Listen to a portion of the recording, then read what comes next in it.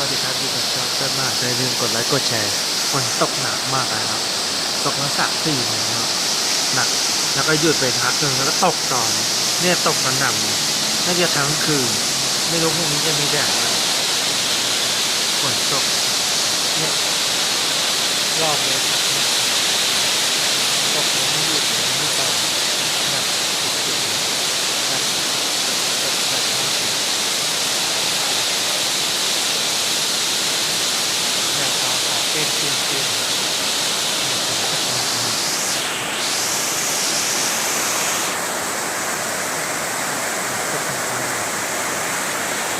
ม่ใช่ในนี้ตกสีฟ้าล่ะแป๊บแป๊บแป๊บแป๊บ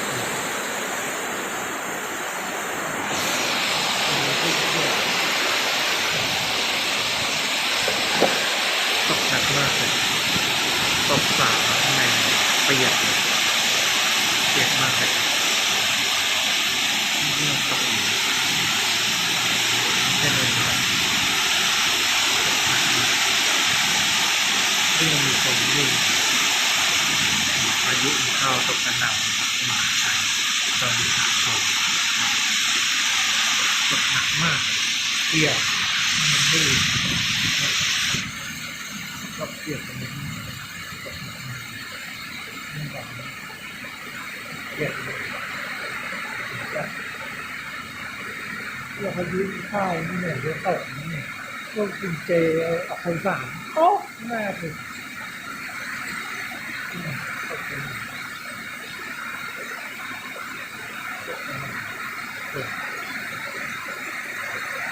คือพ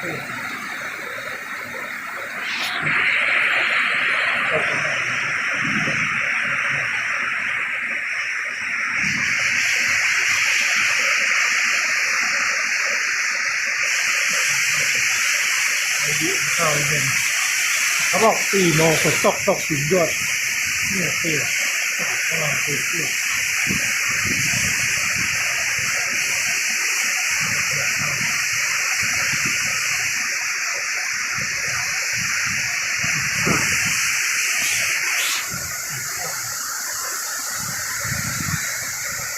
มาถึงเนี่ย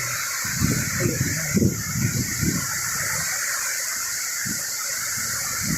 อยากเข้าอยากเข้า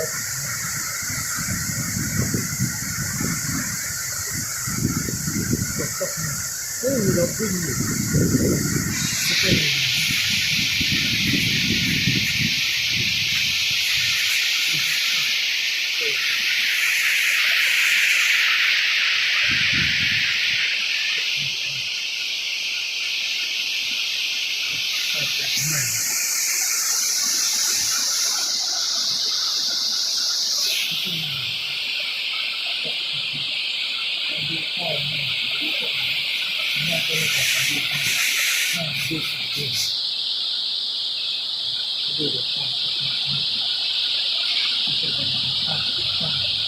ไม่มีรถวิ่งเลย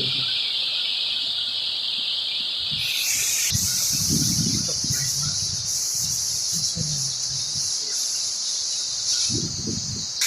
ยังตกอยู่เปียกจังไม่ใช่เล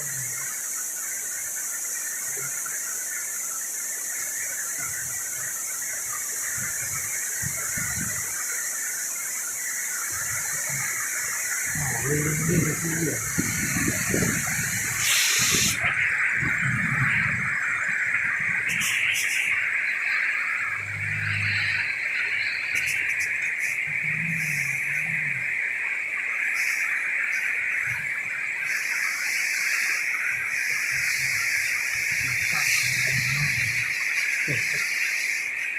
แต่ตัวนี้ตก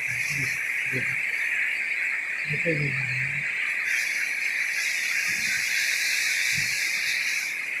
ตกแรงมากตกขนาดเดี๋ยวสาดเปียกเลยตรงบนข้างบนในบ้านเปียก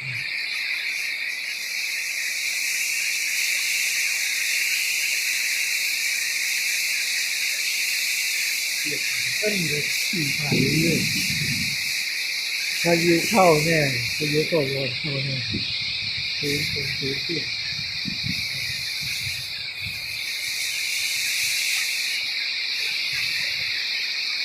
รีบปิดกระจกเงาถ้าไม่ปิดกระจกเงาสักพอสักไม่มีที่ไหน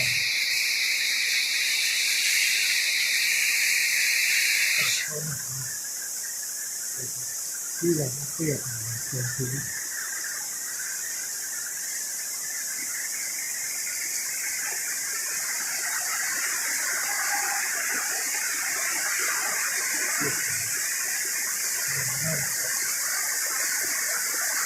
จุดนี้ก็อ่านไปเรื่อยๆฝนโอ้ตกกันหนาฟ้าผ่าเปรี้ยงเลยสุดยอดจริงๆก็มีรถสัญจรไปมาก็มีรถวิ่งอยู่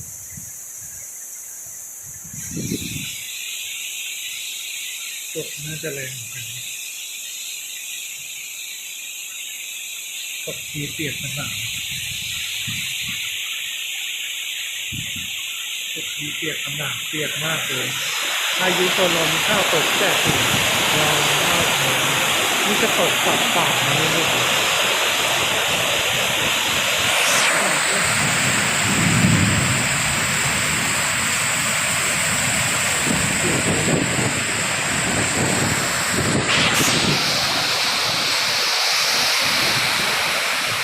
มาเรื่อยๆตกแรงนะพวกนี้จะมีแต่แรงสุดต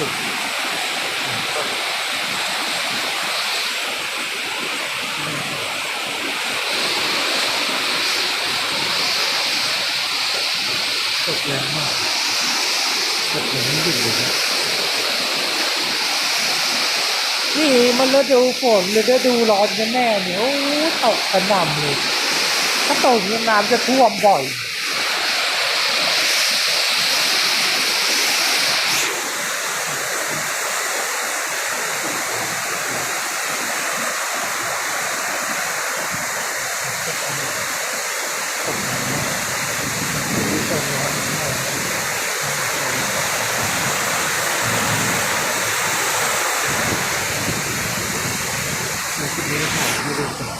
มีรถ10 ล้อรถอะไรรถพ่วงวิ่งอยู่มอเตอร์ไซค์ก็วิ่งอยู่ไม่กลัวฝนไม่เสียเจอกันตกทั้งนั้นตกหน้าดูขาตีนขาเลยมากฝนตกแรงมากขาเปียงเนี่ยตกกระหน่ำมีพายุเข้าเนี่ยถ้าพายุเข้าพรุ่งนี้จะมีแดดจริงๆครับผมไม่ได้พูดเล่นเนี่ยตกอยู่ไม่ดูผมไม่มีรถสั่นตอน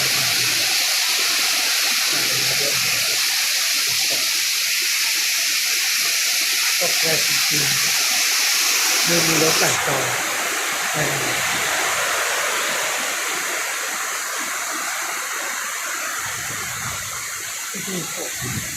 จบแบบนั้นผมมีคนไม่สบายเลยไม่มีเชื่อกันคนไม่ยอมซื้อกันผมเจ้าถึงไม่สบายให้น้ำเกลือดีในการยากผมนอนตีจนหายยาก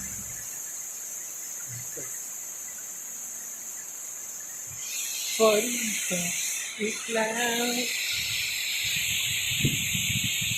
คลิปนี้มาถ่ายดูให้ฝนตกพายุเข้าฟ้าผ่าปิ้งเปี้ยงแต่ไม่แรงมากครับฝนตกพายุเข้าตกหนักมากคงไม่มีแดดอาจจะตกตอนเย็นอีกนะพายุเข้าถึงวันที่เท่าไหร่ไม่รู้ครับไม่ได้ถามเลยแต่ตกหนักมากตั้งท้องแต่5 โมงแล้ว4 โมง5 โมงก็เลยรีบเก็บหมดเพราะฝนจะตกแรงมากเหมือนพายุมันเข้าเก็บกดอ่ะแล้วดูร้อนเนี่ยเก็บกดปุ๊บมันจะตกแรงทีก็ตกค่อยแล้วแต่นี่เลยมันเป็นนู่นตกนี่